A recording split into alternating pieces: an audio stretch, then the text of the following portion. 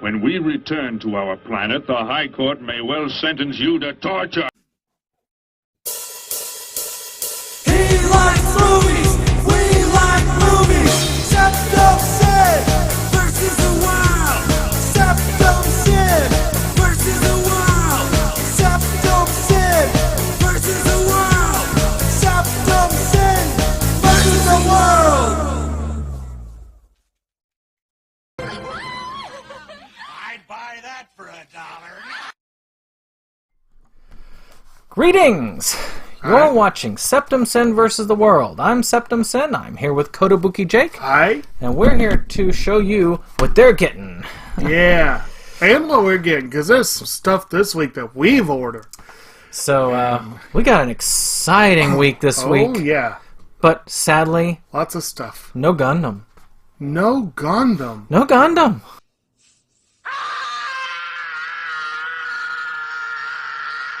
Oh, but tune in for our vlogcast because we have Gundam-related news on the vlogcast. I love it when a plan comes together.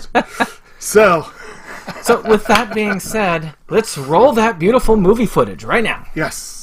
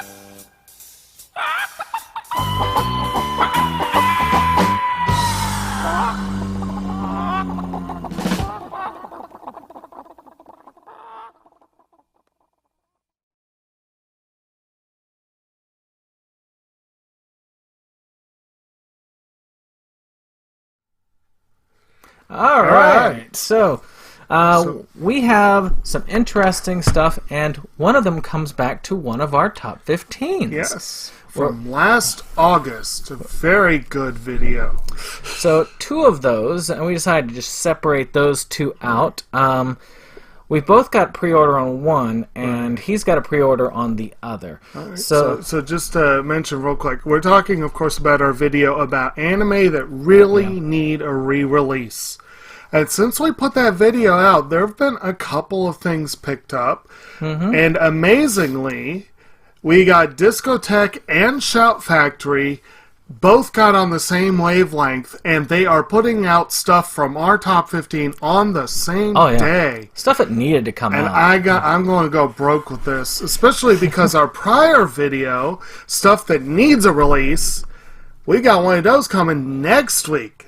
Shut up and take my money! So I'm thinking, since I ordered them all from Right Stuff, I'll probably get them all at the same time, which means it's going to be a hefty bill. Now, the biggest difference, of course, between us in this is that I actually do own the original releases of these two. Yeah, and I do not. So let's flash put them up them together real real quick. These are the ones of the original.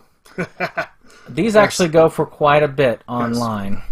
So, first one of those is Perfect Blue, which Shout Factory is releasing. For those of you who don't know what Perfect Blue is, it's one of the Satoshi Kon masterpieces, where it is about this girl in a idol band, basically an idol group, and she decides she's going to go and be an actress.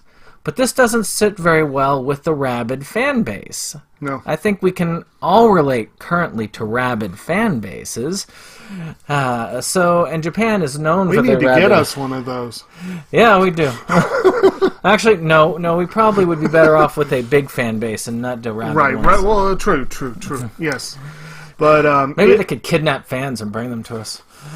Well, obviously, Well, obviously, we don't have a rabid fan base, or we wouldn't have even had to introduce Perfect Blue, because it has been on this channel many, many, many times.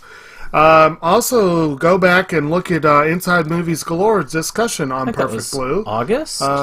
No, it was more, it was in the fall. It was in the fall in that area. Yeah. Like September, It was right maybe? after I saw it, so I think it was late September, early October, somewhere. Late September, I think. Yeah, it would have been October. No, yeah, right. Even though it is a psychological horror film in a way, or at least in some ways.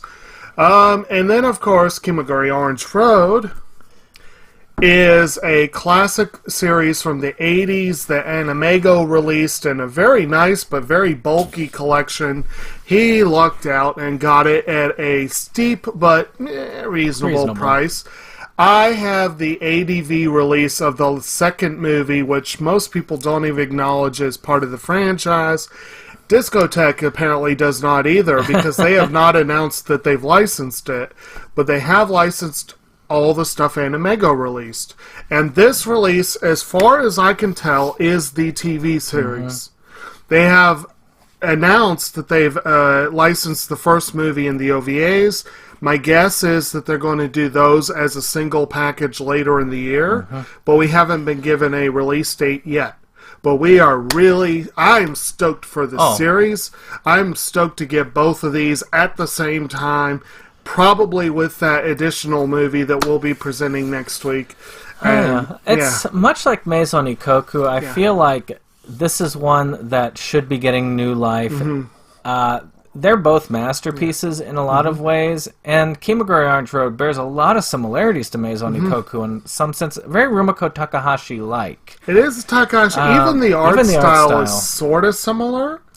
There are some differences. Yeah. Ikoku is actually one of the few Takahashi series that really does not involve the supernatural in any way, but this one does. You know, so it's kind of interesting that it's kind of got that Ikoku vibe, but with that interest in the supernatural that, you know.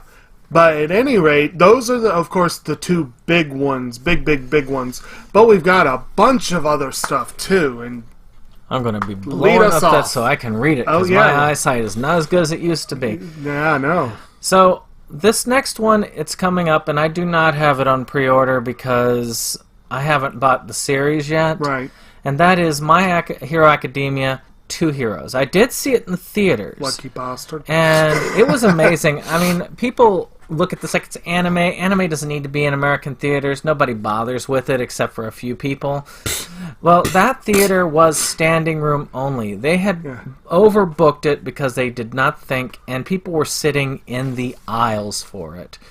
This one follows along the story of Deku, who is a guy born without powers in a world where most people have superpowers. Like 90-some% of the population has superpowers. Yeah, called quirks.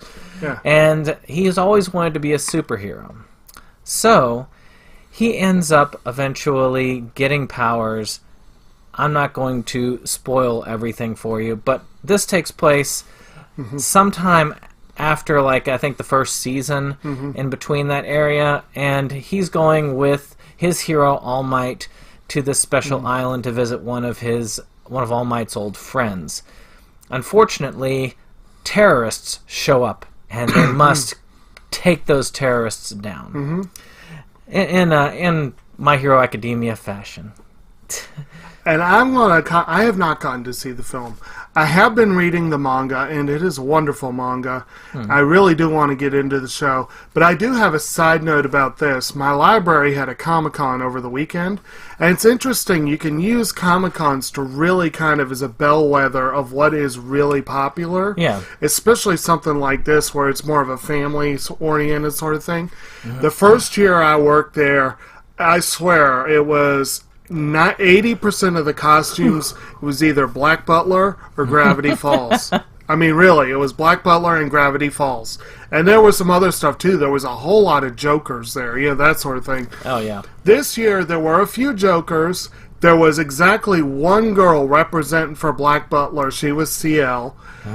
Nothing for Gravity Falls. But everyone was My Hero Academia. Oh, it it's was the new hotness. Huge this year. It was just really cool to see. I would have loved to see Bunta-kun there, but no one came as that. So next up we have Full Metal Panic Invisible Victory. And here's your image. In a long line of stuff that's getting rebooted, restarted, remade, what have you. Full Metal Panic had 3 series in the early aughts, a really great series. Oh, yeah. And out of nowhere, a year or so ago, we got the announcement that, there's going to be a new one. Well, I guess a year or so ago is when it came out. A little longer than that, but you know what I mean. But now Funimation has the actual physical release. I love the first 3 series. I do want to get this. I cannot pre-order everything I want to get. I can't afford to put it on my list. I can't. I can afford to put it on my list, but I can't afford to pre-order it. Well, it doesn't cost anything to put it on your list.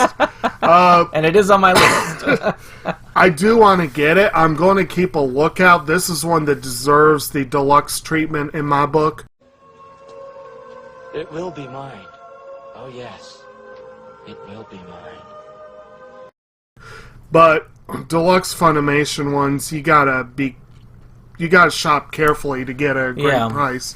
So I'll be looking out for that, but I'm excited about this one. And the reviews that I heard were that it was pretty good and did service to the early series. So it's I mean, I saw one episode while we were waiting for game over at Brittany's, and it looked decent. It felt decent. It kind of brought back a little bit of the old spirit. It's been so long since I've watched the original series. Speaking of older stuff becoming new, Kite is getting a re-release. Both Kite movies, and they're getting released uncut. Now, I should have brought my Kite stuff with me up here, but that's all right. It's Kite and Kite Liberator. Kite is a pretty decent action semi-movie about a teen assassin, and she comes at odds at another teen assassin, and it is a decent to good anime, and the sequel is not bad either. The problem with these types of things is that it was edited because of certain scenes that are not very child-friendly. Right. This calls for immediate discussion. So, for kids. downright pornographic. For kids. And I don't know if, after watching the unrated version, I really don't know if it was necessary. This is one of the few cases where I think editing it out helped it become a better product. I don't know if you all actually have seen these, but I'd be curious as to your opinions on it. But if you are looking for the pornographic kite, and it is a rare thing, I do have both versions, you could now get it. It's now available. Buy all our playsets and toys! Yeah, isn't it Kitty Media putting it out? Yes. Aha. It's like a kitty collection. Yeah. It's something like that. So the next one, I think, is also a Funimation release. There's a release this week for Darling and the Franxx. I really don't know much about it. I think it's the title sticks in my brain, so it's like on my radar.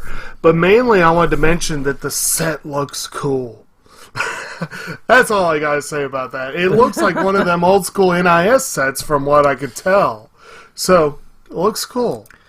Well, one that it's kind of interesting. I got a kitty cat up here. Hey, He wants to try and interrupt our video. He's trying. He is trying, and he broke my my light last time. Yeah, yes, you.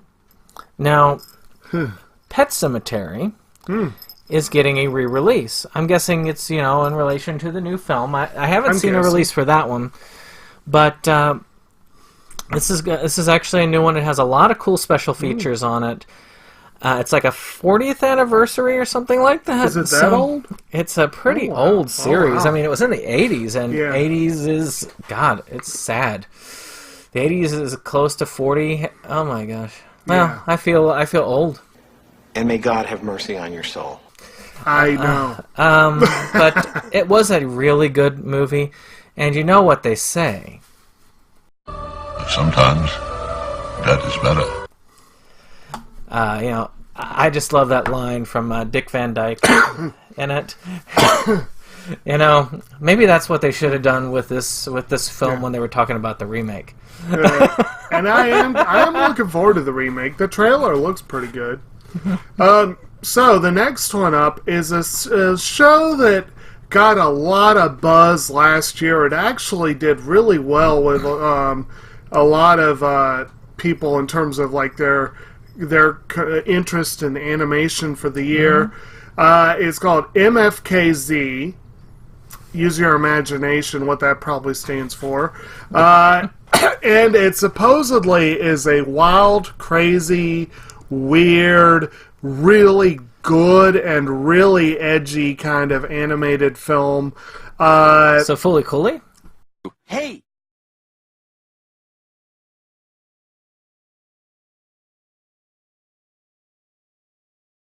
Shut up! Apparently. At least from what I understand, it would appeal to fans of Fully Cooley. So I might not like it all that much. I don't know. But it looks interesting. It's on my radar. I'll have to check it out eventually just because it got so much buzz. But, yeah.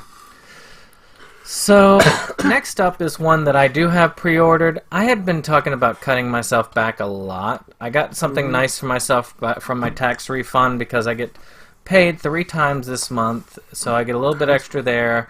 So, with my tax refund and that together, I'm paying off some debts, but I'm also I also got 2 nice things for myself that are really out of reach, but once they're complete, I'll probably be presenting them.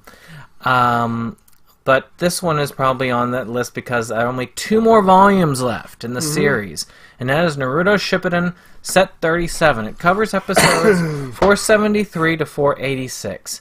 And to tell you the truth, until I knew exactly what was going on with this, I was almost dead certain that Viz was going to say, we can charge $40 a set and do 3 7-episode sets. Let's see if we can milk people out of their money. Oh, fuck! I'm pissed! Because they have done 10-episode sets before like that. So, I could have seen it. But at this point, it would be pretty hard for them to divide the last one up into 2. They'd have to be really cheap to do that. Which, but still, I think they are going to end it on set 38, which is going to be awesome because I will finally have finished this series. I have been watching Naruto. Actually, no, it's not going to be the end because now Boruto is coming out. But yeah, I have been watching since the beginning of Naruto. And but unfortunately, because Boruto has Naruto, Yeah. I will be stuck apparently forever Yes. with this ninja stuff. This is the show that never ends. And it's funny because I've been going back and trying to get into my anime list stuff, and I am so far behind.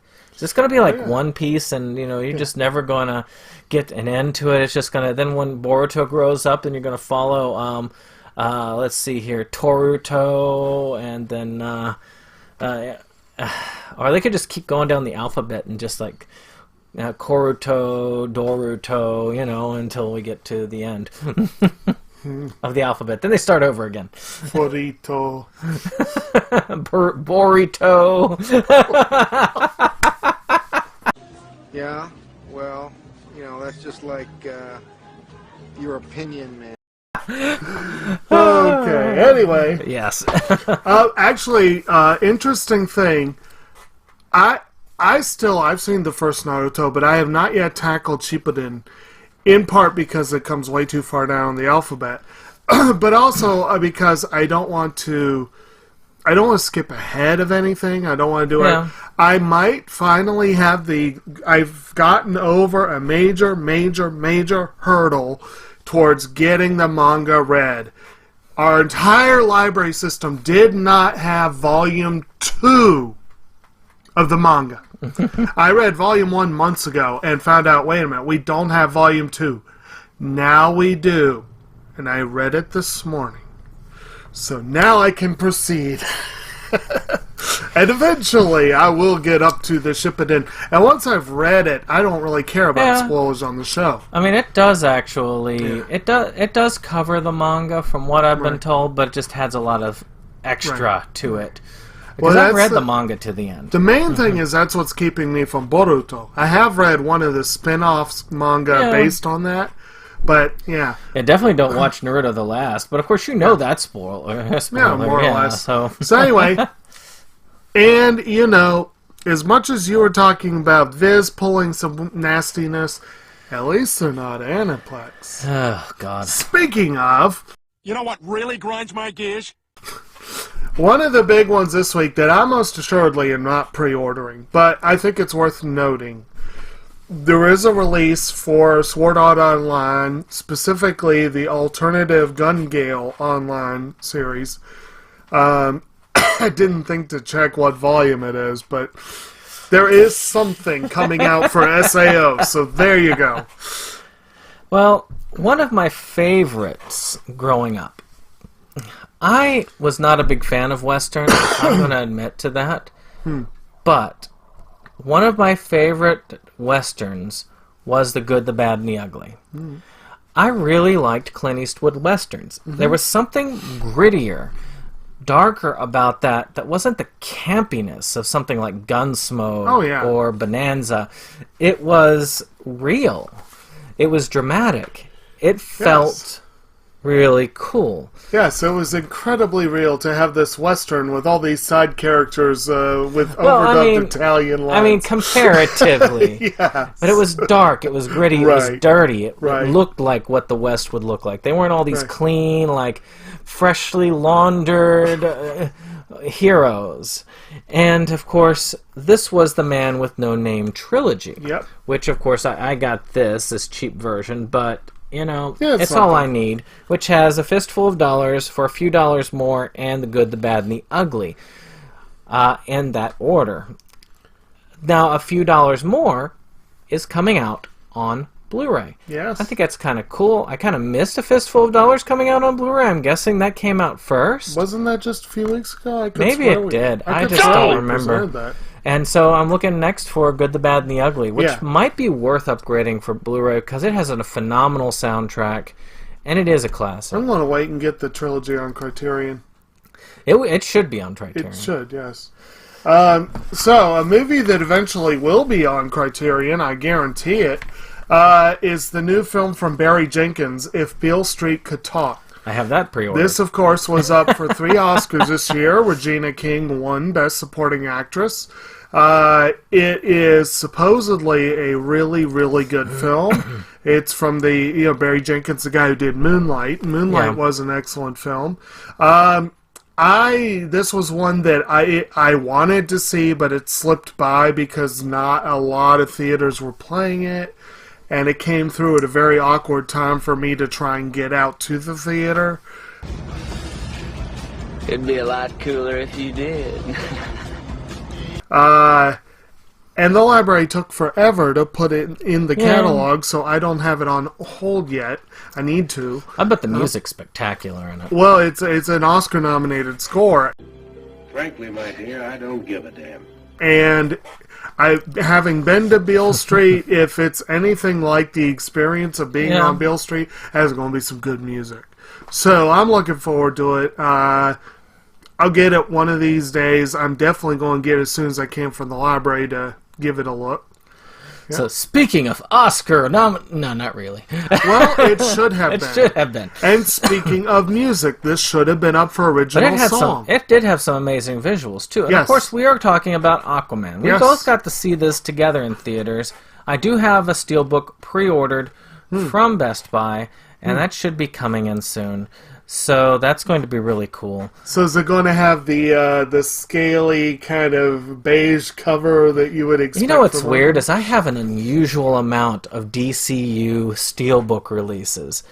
I have Suicide Squad, Justice League, and this one coming on there. All I would really need is to get Man of Steel and Batman v Superman, and I would have the whole thing, because the Dark Knight trilogy really isn't, There is something peculiar about you having all these steelbooks, but not Man of Steel on steelbook. Yeah, well, I mean, so it would be curious. I'll be curious about. I really like this one. For those of you who don't know Aquaman, he's this sort of king of Atlantis, who was he was born out of wedlock, but well, not wedlock necessarily, but out of a relationship between a human and a princess of Atlantis, and he has come to reclaim his birthright to stop the world from being invaded. Even though I kind of, in a way, more identify with Ocean Master's thing, because we are ruining the ocean, so in a way, he's right. Well, yes. And actually, this is a really cool and weird thing about DC. And this is one thing that I kind of like. DC's villains are not all preening, evil characters. A lot of them are very identifiable. And yes, Ocean's Master is one of at least 3 I can think of that are, well, 2 that are squarely in the villain camp. Yeah. 1 who is frequently an anti-hero, and there is 1 who is a hero, who are strongly environmentalist characters. Yeah. The other one who's clearly in the villain camp is Ra's al Ghul. Yes. But then you've also got on the hero side Green Arrow, and then somewhere in between, depending on who's writing her, you've got Poison Ivy. And I love that they have so many environmentalist characters in DC. It's awesome. And they did a decent job with Black Manta and that one. I was surprised that they kept fairly loyal to the comic in a lot of ways. Right. I mean, it is rather odd. What happens? Although, I still say Jason Momoa is not at all what I would have envisioned. They were going for Thor. They were going for Thor. They were going for Thor. And I know some people were not complaining in the least. Oh, yeah. People were loving his pecs.